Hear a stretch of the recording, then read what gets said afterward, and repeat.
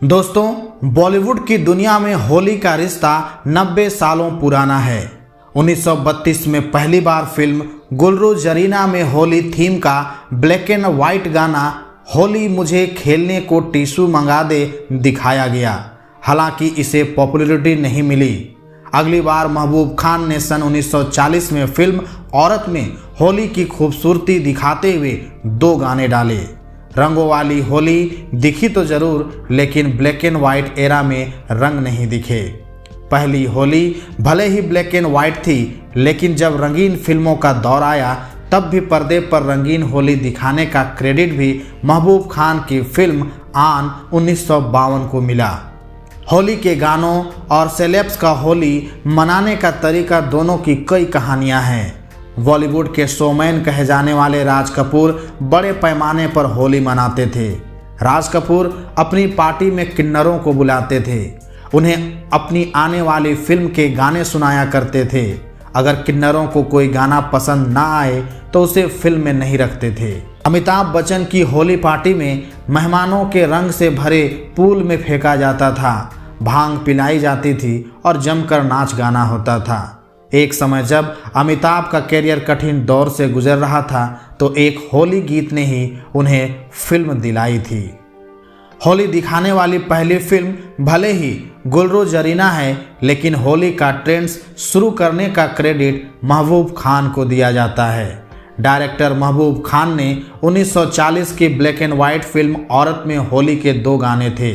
Film में सुरेंद्र, सरदार अख्तर और याकूब अहम भूमिकाओं में थे।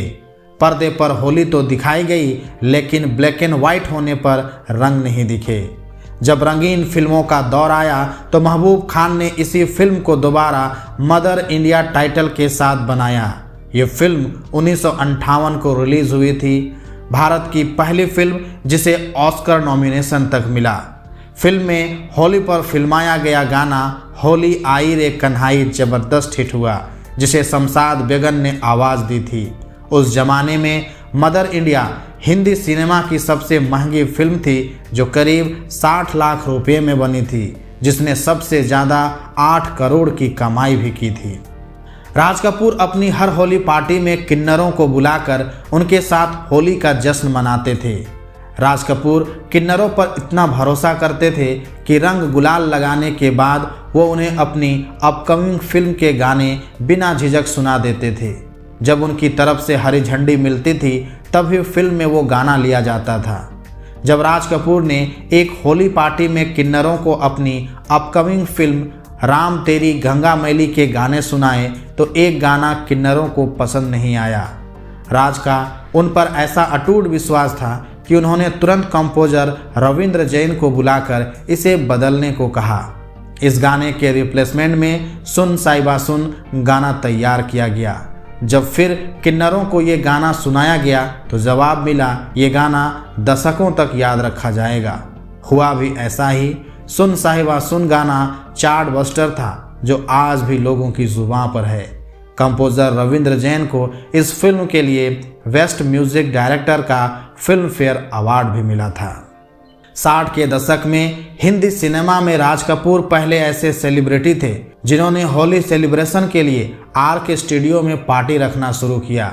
इनकी पार्टी में 2 बड़े कंटेनर में पानी भरकर उनमें हर तरह के रंग मिलाए जाते थे। पार्टी में शामिल होने वाले गेस्ट को सबसे पहले इन कंटेनर में डाला जाता था और रंगने के बाद ही वो अंदर पार्टी में शामिल होते थे। इस पार्टी में उस दौर के हर छोटे बड़े कलाकार को बुलाया जाता था।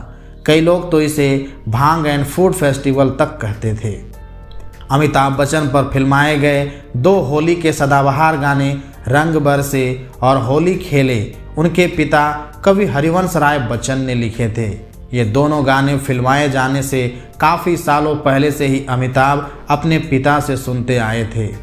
1981 की फिल्म सिलसिला में रंग बरसे गाना भी एक इत्तेफाक का नतीजा है।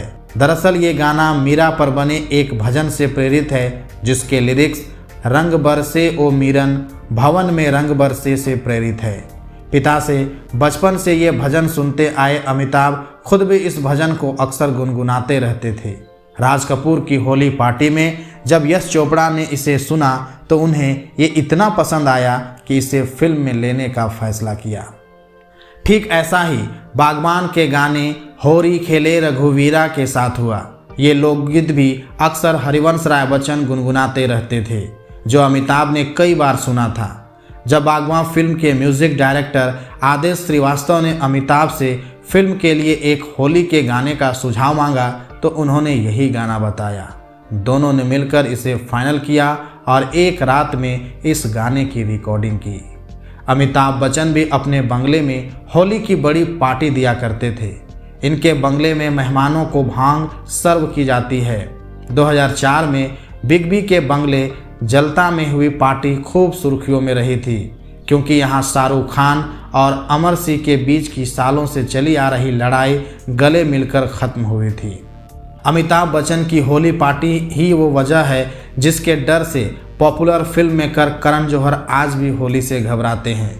दरअसल 10 साल के करण जौहर अपने पिता हीरू जौहर के साथ बिग बी के घर होली पार्टी में गए थे। करण को बचपन से ही रंग लगवाने से नफरत थी। वो पार्टी में ये बात सबको बताने वाले थे, लेकिन इससे पहले ही छोटे अभिषेक बच्चन ने दोस्तों के साथ शरारत करते हुए करण को रंग से भरे पूल में फेंक दिया। इससे करण इतने सहम गए कि उन्होंने जिंदगी में कभी होली नहीं खेली। डर फिल्म का गाना अंग से अंग लगाना शूट करना भी यश चोपड़ा के लिए चैलेंजिंग था। शूटिंग लोनावाला में हुई, जिसे साउथ के पॉपुलर कोरियोग्राफर तरुण कुमार ने कोरियोग्राफ किया था। जब यश चोपड़ा ने डांस रिहर्सल देखी तो उन्होंने कोरियोग्राफर से कहा कि स्टेप्स काफ़ी सीरियस हैं। यश के कहने पर स्टेप्स बदल दिए गए। नए ज़माने में बलम पिचकारी होली थीम का सबसे पसंदीदा गाना माना जाता है। इस गाने की शूटिंग के दौरान डायरेक्टर अयान मुखर्जी और रणवीर कपूर ने दीपिका के साथ प्रैंक किया था।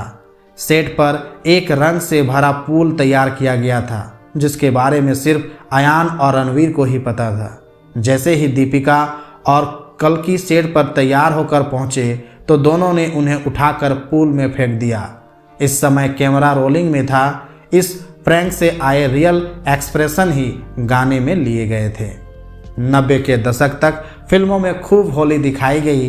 पहले होली के जश्न के लिए बड़ी संख्या में लोग इकट्ठा होते थे और होली खेलते थे, जिन्हें पर्दे पर उकेरा जाता था। लेकिन बदलते दौर और मॉडर्नाइजेशन के बीच होली की चहल पहल कम हो गई, जिससे पर्दे पर भी होली महज खाना पूर्ति के लिए दिखाई जाने लगी।